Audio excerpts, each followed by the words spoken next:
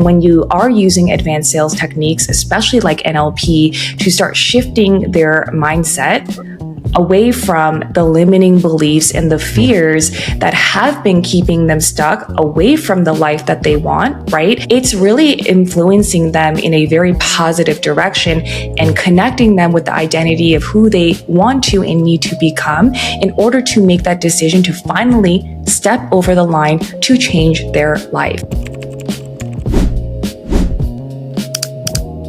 Ladies and gentlemen, thank you so much for joining in on the Sales Journeyman podcast. If you are watching this on YouTube, which you should be, please like, subscribe, share with all your friends. We have a special guest today because as of yet on the Sales Journeyman podcast, we have yet to have a female sales trainer.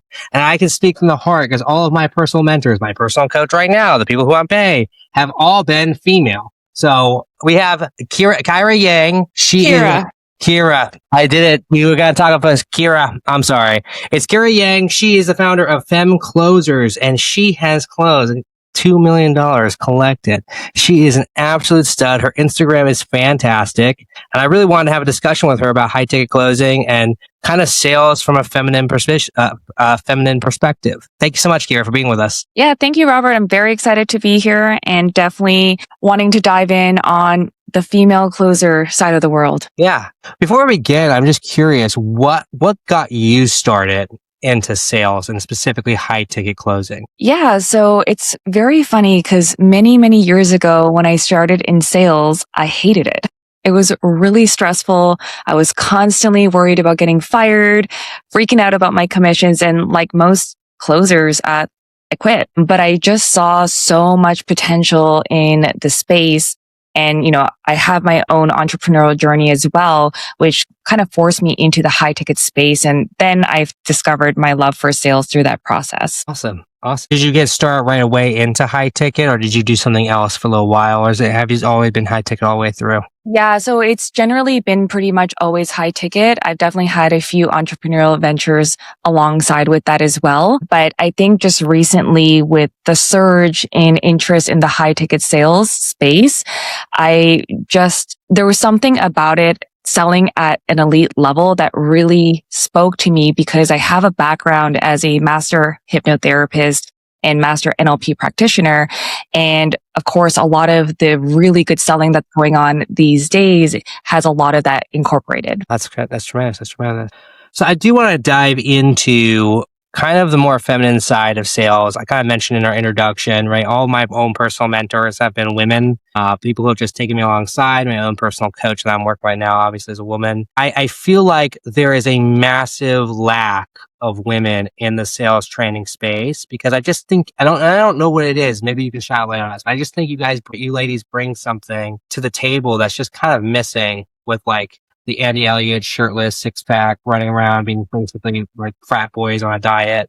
Can you talk a little bit about what you have learned differently about sales coming from a feminine position that you think is maybe different from a masculine position of sales? So in terms of women in the high ticket space, I think the main thing that we bring to the table is a level of emotional intelligence and also a higher degree of empathy. And when you think about great sales isn't made in logic, it's made in emotions.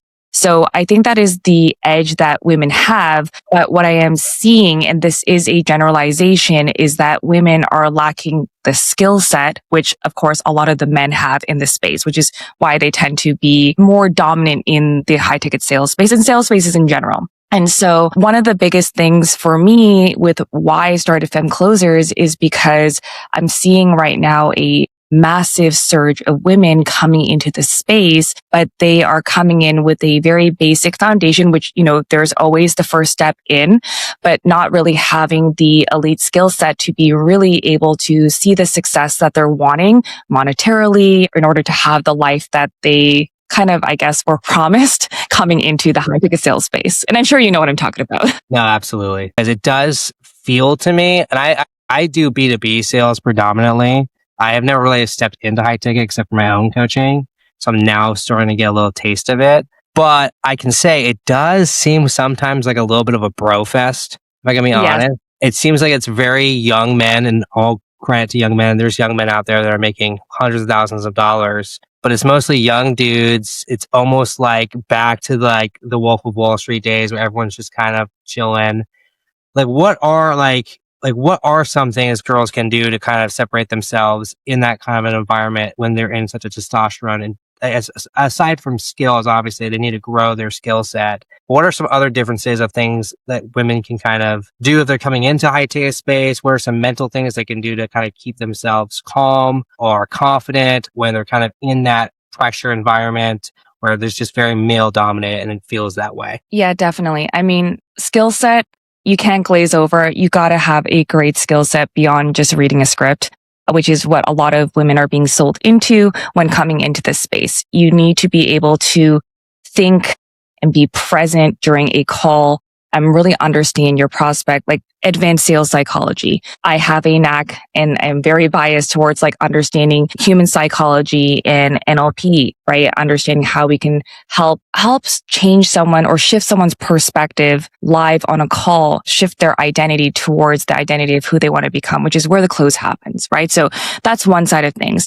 But a couple other things that I found to be really helpful is to get on an offer that is female owned. Typically speaking, in my experience, those offer owners, there is more emotional intelligence. There is more support in the way that, maybe in some of the male dominated teams I've been on, where it's just kind of dog eat dog world. It's very stressful. Being in like a female led space will make a huge difference in terms of your own growth and ability to really perform.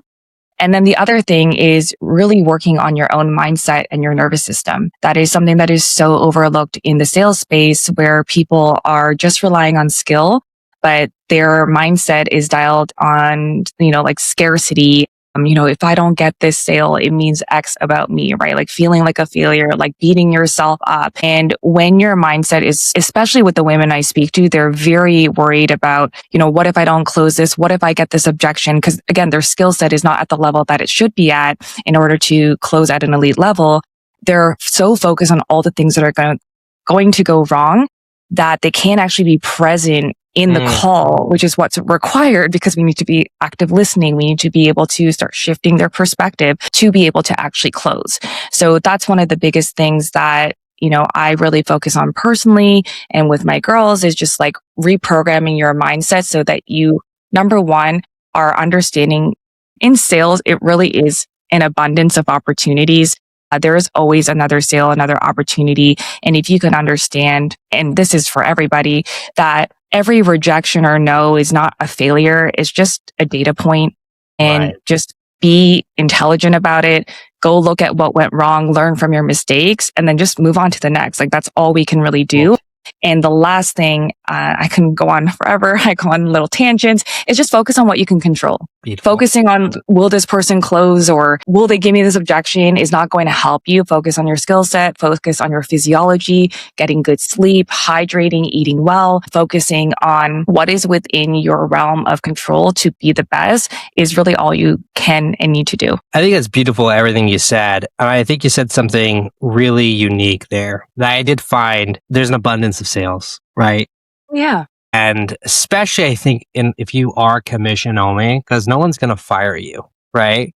Like, let's be real. Like, unless you do something really unethical, most commission-based companies aren't going to let you go as if you're not doing well. Whereas if you're B2B salary, like, yeah, if you're not doing well, you're gone because they're already paying you. You become an expense. But I noticed something you said there too about like that mindset that can get you to have a little bit more of a prospecting mentality. I had a girl that I was mentoring when I was in sales, and I wasn't even that good. I should not have been mentoring anybody. I had no business having these conversations. And just the difference was like, I was able to survive because I just made more phone calls, whereas she just didn't have that willingness. And I think that when you said that, it made me think of her. It's like, yeah, maybe a little bit of that grind is something that needs to be taught. It's okay. Yes, absolutely.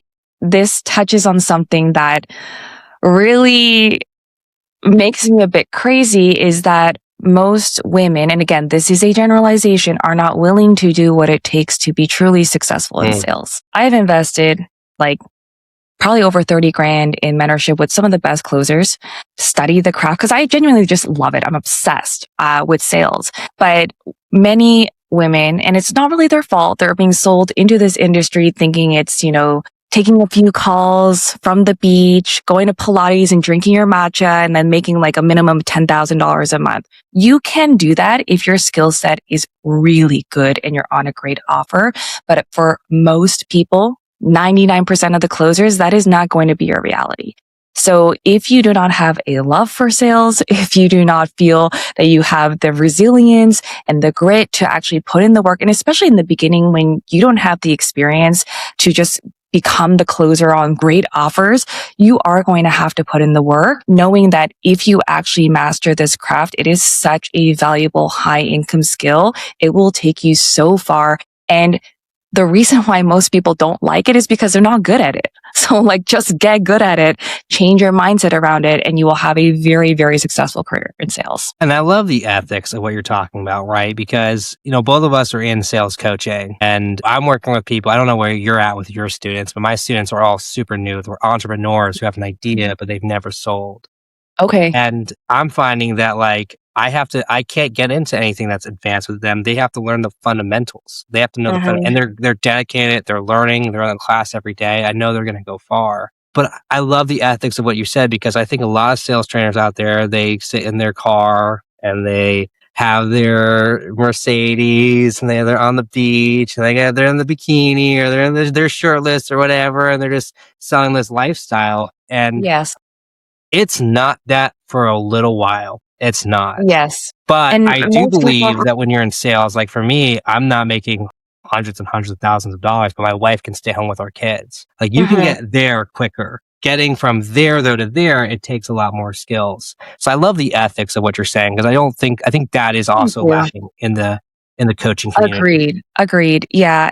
Like you mentioned, most people are being sold a lifestyle without really understanding truly what it takes. But with that being said too, again, if you just learn the skill set, which is so valuable, like even outside of the high ticket sales, just in general, in business, in life, it is so worth it.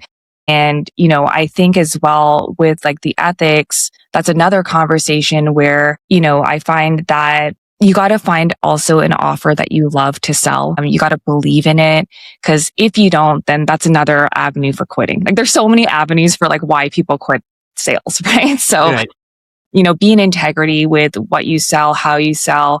It's going to, again, be like a very fulfilling career, because you're helping people change their lives in some capacity, right? And that's why I want to connect with you in particular, because I think there's like two paths of like sales reps right now, right? There's people who are like, be a psychopath, manipulate everyone, right? And I do respect that. And there are times where I'll dive into manipulation, because there's some prospects, you just kind of have to manipulate them into doing the right thing. But for me, like, I want to be more in connection. I think that comes from the fact that I had female mentors, right? Most of my sales mentors who've had the most impact on me have been females, and I can see that in the way I sell. Because when I started, it was all Grant Cardone, smash, get it done, smash everybody, like burn the bridges. But when I started to use that empathy that you talked about, I think that it really helped improve. There's a couple of things that you mentioned. I wanted to touch base on something you said earlier about like learning the foundations. Like you got to learn the foundations, number one, and then you can move into all the like advanced sales tactics, the NLP, slide them out, all that other stuff. But the foundations are where you need to start before you even think about touching any of the higher level stuff, right? So like that's an amazing place to start. And the second thing though is when you mention manipulation, it's not always a bad thing, right? Because I think it can be also on the other side of the coin, like influencing someone, being very influential to help them do something they already really want to do. And that is the way I think about sales, is that if you were talking to someone that you genuinely cared about and they needed to change your life in whatever you sell, like whether it's relationships, whether it's health, whether it's wealth, whether it's personal development, whatever it is, they really needed to change their life. Like, how would you be speaking to this person? right? Would you just be like, no, like just like let them off the hook, just keep struggling for another 2 years, even though you've been having this problem for 10 years? Heck no. Okay. You would be giving them some tough love, and it's challenging in the way that is helpful. And when you are using advanced sales techniques, especially like NLP, to start shifting their mindset away from the limiting beliefs and the fears that have been keeping them stuck away from the life that they want, right? It's really influencing them in a very positive direction and connecting them with the identity of who they want to and need to become in order to make that decision to finally step over the line to change their life. So when you look at sales from that perspective, it's like, this is amazing. Like, it's actually very transformational. And I'm sure you've experienced it, Robert, like on calls when people are like, thank you so much for like challenging me through and like getting me to finally get to this place. I've been stuck for so long and I'm so excited, even though I'm scared. And it's like, well, that's how you should feel, because growth doesn't happen in comfort. It happens in discomfort. And that's what's required. So being able to have that capacity as a closer or salesperson to hold that space for somebody to move through the ups and downs of a sales call, like, you know, like kind of an identity transformation is like amazing, amazing thing. No, I'm 100% with you. And, you know, people have this bad look of sales reps, right? Yes. Like snake oil, or what is it? What is that? Like snake oil salesman? Snake oil salesmen, right? We're scammers. We call the old ladies. We sell them final expense they don't need, or whatever it is, right? And again, when you're new, that kind of is how you move. For sure. You don't know anything and you sound scripted because you are literally reading from a script because this is your first week. But I've gotten to a point, and you, where I think you're also at, is where, you know, I had a close I just made this year. It's one of my biggest closes I've ever made, and it took me 7 months, because B2B sales, it's not going to be like you're not closing $100,000 in one call. Like, you're closing that in a time frame.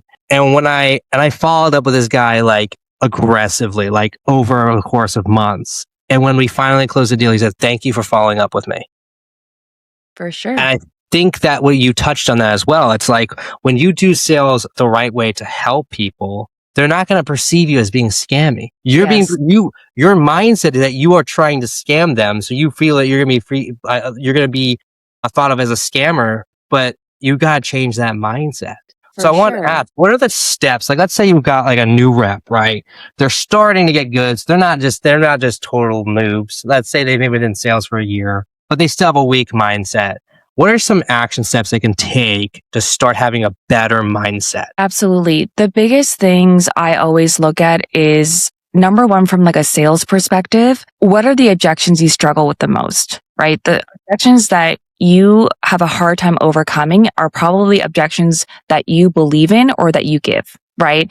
So if you need to go sleep on it, you will have an impossible time overcoming, I need to sleep on it, right? Because you believe it. You're going to be like, oh yeah, like go sleep on it. Like that makes sense. So you let them off the hook and then you lose the sale, right? So starting to look at those limiting beliefs, number one, from a sales perspective to improve your performance. The other things on the more personal side is your own limiting beliefs about your performance, right? I suck at objections, or I feel pushy, or I feel bad taking their money. Like whatever it is that's coming up for you, these are things where we have to start understanding, where did we decide that? Right? Like we didn't just come out of the womb being like, I hate sales, you know, it has formed from an experience. So when we can start to identify, well, where did I actually learn that? Right? Because of this experience when I was like 15 years old and I got scammed, right? Those are the areas that we want to start to look at the origin, and then finding any sort of contradiction of like where the opposite is true, right? Where, you know, you might have been scammed, but you can find like a million other opportunities and, you know, pieces of evidence where people are being helped, right? To start looking at sales or looking at that one event in like a different perspective. So that's another thing too, but also from like a self-worth perspective is just, again, like focusing on what you can control, because if we make every sale mean something about us, right, then we're going to be overthinking, right? I know reps that like rethink calls, and I should have said that, and I should have done this, and I can't believe I didn't close that, and that means I'm like a shit closer, and like, you know, it goes on, right? This like mental battle with yourself, which leaves you feeling pretty bad. It's very draining, and that's going to impact your performance. So really understanding whatever happens on the call or, however it finishes, it means nothing about you. And this is a deeper journey to loving yourself, right? You got to really install a very high level of self-worth that no matter what happens, you're good, you're safe. We're just going to move on to the next. You have a responsibility to learn what happened on that call so that you can be better. But other than that, there's not much else to do. Like, it's done and it's over. Linger and fester and make yourself feel bad. No. Preserve all the energy you have for the next call. Be focused and present for the next opportunity, because there are always more opportunities. So self-worth, abundance, look at your limiting beliefs around the actual beliefs on calls, the objections, but then also looking at like the beliefs that you have about sales. Yeah. I think you touched on something super important there too. I want to harp on that a little bit. We talk about detaching from the outcome of the sale, and that's important. But we also have to detach, again, like you said, our personhood from the sale. Because there have been times where I have gone into a presentation and I legitimately crushed it. You probably have too. Yes. And they don't buy. And there are times where I have winged it. I have done everything. I went in fully believing they're not going to buy, and they buy immediately. And it's like, and so you got to detach from both, because if you go in and you do a perfect job and they don't buy and you judge that, but then you go and you wing it and you do everything wrong, but you got a success, and then you might start to think that winging it and doing this is the way to do it. It's not. That's just, there's things, sometimes random things happen. Sometimes you come up on a laydown and it happens. It's not Exactly. And there's so many variables that go into like what results in a close. And to your point, like you can have an amazing call, like you crushed every single aspect of the call, and they still may not close because they were never going to make a decision. Like if their decision, the timeline is like 6 months down the road, no matter how many reframes you give them, right? And so that's the other thing too, that, one of my mentors, he does, my mentors generally range from like 40 to 70K month closers, right? So they're doing really well for themselves. But one of the things he said to me was, Kyra, when you think about it, like your close rate is at 50%. Okay. So say you take 100 calls, 50 of them are going to close great. Okay. But 50 of them are not. And of those 50, there's probably a good chunk of them that are just bad calls. It happens. Even the best closers still have bad calls. And so that's the other thing too, like looking more at your data over the long term and obviously tracking your data, really understanding where we can make improvements, but don't be so hard on yourself. Like it's just part of sales. It's not a big deal. It's normal. I was listening to a guy, I was a quick Instagram clip. And I don't forget his name, but I know he's a very big NLP guy. And he was talking about his sales process. And he goes like, I have a 6% close rate. And I was like, that's insane. He goes like, but I close $90 million a year. Yeah. And so you have to also understand too, that as you go after bigger prey, like your close rate's going to go down. Like it just, like no one is going to close 50%, $1 million deals unless you are at a Tony Robbins, Jeremy, like unless you're at this level of the... And to your point, there's so many other variables with that. Like it's Tony Robbins. Right. You're just not.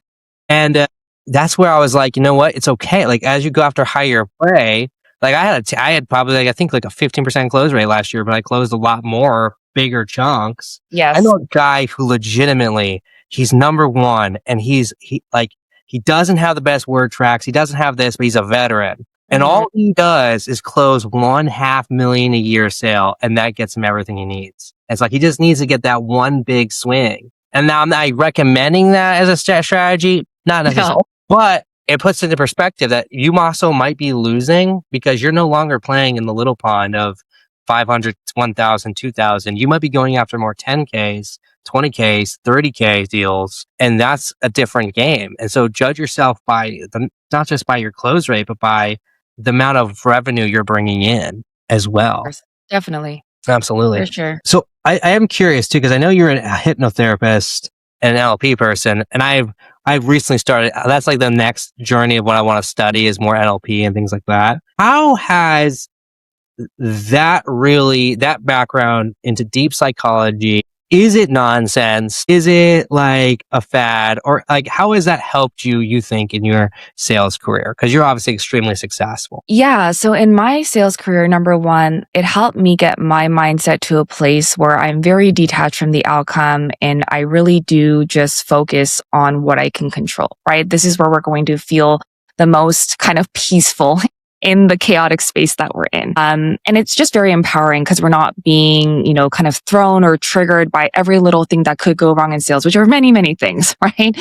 That's the one thing. But from a selling perspective and skills perspective, it's extremely powerful because, think about NLP. It's what Tony Robbins uses. It's what a lot of the greats use because it really allows you to help. It's not even, I don't want to say it's like reprogramming your perspective. Reprogramming your prospect. It's really allowing them to start seeing different perspectives because every person has a specific mental model of the world, of how they perceive, success or love or money, just really everything it's their belief system, right? And so when we can use very skillful language that is conversational, that is not telling someone, because nobody likes to be told what to do. Even if you're right, think about your parents telling you all these right things when you grow up and you're so resistant. You're like, no, even though they're right, right? This is a way that we can actually skillfully use language, right? And understanding language patterns, understanding like what our prospects are meaning, not just what they're saying, what is below the surface. This is when we are able to make suggestions that make them feel like it was something that they came up with and that they are agreeing to, which then allows for a different perspective and decision to be made, right? So it is, I always joke like with great power comes great responsibility. Yes, it could absolutely be used in a very manipulative, wrong way. But when used in the right way, it can be extremely powerful and empowering for your prospect because you're helping them get unstuck from a certain way of thinking because the way they've been thinking and doing things that has kept them in this position where that's the whole reason they're on the call with you. They need this change. They want something different for their life. So definitely not, a fad or anything like that. I think it's been around for many, many years, but definitely a skill that I would really recommend, especially if you love psychology and love really understanding human behavior. It is the absolute best. And in my opinion, makes sales so much more enjoyable and less of that like kind of pushy resistance that most people feel in sales. Yeah, and I agree with you 100%. I think you've touched on something kind of throughout this episode about your own mindset, right? And I used to think like mindset, like my own mindset was just it's just something salespeople say because it's like whatever, they're just trying to sell you something else other than sales. Exactly. But then as you get deeper in and as you go harder and you take things more seriously, like what you said earlier about like your objections, the objections that you struggle to close are the ones that you believe. I actually, believe it or not, I actually saw you say it on Instagram. I told it to one of my students and he's like, yeah, that's totally true. I stole that from you. So thank you for that. You're welcome. But it's right? Like your own mindset, your own limiting beliefs, like that can really bring you down. And that can, and more importantly, that's felt over the phone. That's felt across the table. Like confidence sells, but you have to grow your confidence. It's like a muscle that if you don't use it, it's going to go dormant. Yeah. And you bring up something very important where it's very funny. If you are confident and you have conviction, that is more important than skill. 100%. I know skill is so important, but I have seen closers that have no experience, but they have so much conviction in themselves and what they sell because they just believe in it. And they're closing just as well. So that's another thing too, where really having conviction is really important.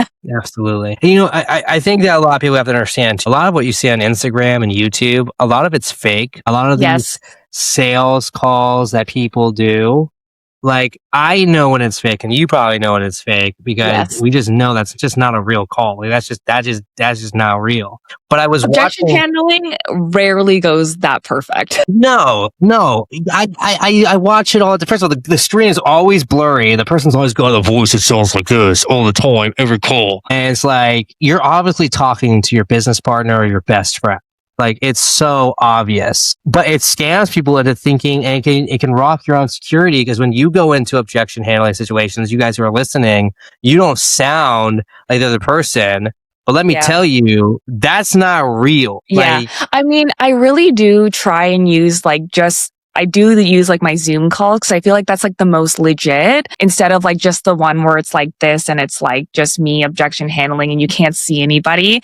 But I feel the live calls are the best, because I do want people to have like a real representation of what objection handling actually looks like in a live call. It's not just like this like perfectly scripted, getting almost no resistance and then going into this close. Like it doesn't happen that way.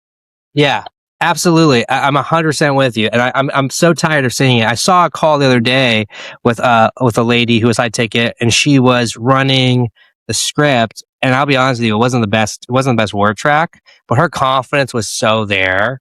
Yeah. That like someone was like critiquing her call, and I was like, well, listen, this is also a real call. Like, I know this is a real call. This is how it really looks. It's not that pretty. Yes. You guys can't get caught up in the hype of Instagram. You can't get caught up. Agreed. A lot of people are scammers. Like, you're gonna get these calls. Like, you got a lot of guys. Then you got guys like Giuliano Messarelli, who doesn't even give a shit if he closes the door or not. He's funny. He even said, he's like, I prefer them to curse me out because I get viral for that. So that's like not the path to go down if you want to be good. Like, you want to be good, you gotta get off of social media comparison 100%. Though, but one thing I did want to ask as well, kind of going in, is for kind of like females, right? And with female coaching, there is one thing I do see that does kind of concern me a little bit. I mean, I want to get your perspective on it. It does feel like some of these female coaches, it's all about like bringing women together, and that's great. And I think that's great. I think that's needed. But my only fear is like, because I don't know what training like they're doing, but a great majority of decision makers, it's at least 50-50, but my gut tells me it's probably more so, are going to end up being men, right? So my only fear for like female training is that they're with female coaches, they're with female people, right? They're constantly around females in their community. Are they going to be ready for when they get that domineering type guy? You know the guy I'm talking about, right? Mm-hmm. The hard ass, the driver, the Kevin O'Leary, that type. What are your thoughts on that? Is that like a legitimate thing that you kind of see maybe in other coachings? And how do you kind of handle that in your coaching? Yeah, like we're dealing with more like, I hate to even say it like this, but like more sophisticated prospects, or more like B2B, or kind of from like the female perspective, going out into the world and getting that type of prospect, or being put on like a more male dominated team, or maybe all of it. How do you like? I just think like, again, like some of the toughest people to close, I just know, men or women aside, right? But I think there can be some intimidation when you have a man who is very old school, maybe even a little bit sexist. Let's be honest. Yeah. Very like built his business from the ground up, and he's going to judge you, and he's going to be hard. He's going to be very, very tough. And my concern is like, if you're never around that energy, how do you handle that energy if you're not being trained to do that? It's a learning, right? It's a skill. And even if you've been trained on it, the first, dozen times you deal with a more A-type prospect, it'll be tough, right? But the biggest thing with that is just gaining status at the top of the call. And the biggest downfall I see with women, again, generalization, is that they're too friendly. Right? They're like, hey, how are you? Like, da, da, da. And it's like, okay, we just, do a little bit of very light rapport, but then we have to get into business, and the tone and energy also needs to change, because to your point, we need to be taken seriously. And if we don't go down that avenue and don't have the skill set to be able to do that, then the call is going to be a wash, right? And so that's one side of things. But I would say from like a training perspective, the biggest issue I see right now, and I kind of alluded to it earlier, is that most women are being trained to move into this space with like a very, very basic framework. And it's fine, right? There's nothing wrong with it. It is the first step. But if you really want to survive, and I hate to use the word survive, let's say thrive. If you really want to thrive in high ticket sales, you do really need to up the ante with your skill set, your mindset, in order to, make a really great living, and probably the life you were sold into. If that's what you're really wanting, it's going to require that next level of investment into yourself. Perfect. Well, we're coming to the end. Kyra, let people know, how can they reach you? How can they connect with you? If anyone wants to reach out to you for coaching, what is the best avenue to get in contact with you? Yeah, definitely. The best ways to reach me on Instagram, it's at Kyra Closes. And that's it. We can connect there. Perfect. Awesome. So her Instagram will be linked in the YouTube channel below if you guys are watching on YouTube. So go ahead and check that out. Thank you guys so much for listening. Kyra, thank you so much for being on. Once again, please like, subscribe, share with your friends, connect with Kyra, connect with me. Let's get this going. Until next time, guys, keep sewing.